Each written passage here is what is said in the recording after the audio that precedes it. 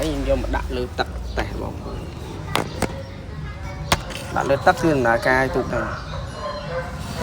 ដាក់ទៅលោតលើទៅលេយើងបើកមកCH3 ក៏ហើយ channel ទី3ហ្នឹងចុចបិទបើកភ្លើងឬក៏ចុចឲ្យពេលតែដ្រូនយើងទូកយើងក្លាប់ផ្ងាពុះឡើងលើអីហ្នឹងវាក្លាប់ខ្លួនទៅវិញឥឡូវអានេះយើងបិទភ្លើងណាដូច style បិទភ្លើងអញ្ចឹងឥឡូវឧទាហរណ៍ស្លាយចេញសិន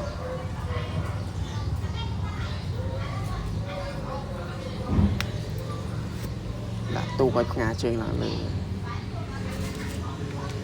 ហើយចុចអានេះជាប់ដើម្បីឲ្យវាប្រើមុខងារផ្ងាទូកមកវិញតែដល់នៅក្នុងពីងអញ្ចឹងអត់ងាយក្លាប់មកទេតែនៅលើទឹកយើងផ្ទៃធំអាហ្នឹងអាលាស់ខ្លួនបានលឿនចុចដល់ជាប់មក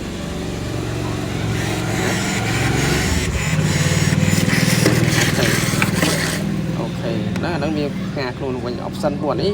វាទំនើបអញ្ចឹងតាក់ទងយើងទៅមុខទៅក្រោយនេះទៅមុខ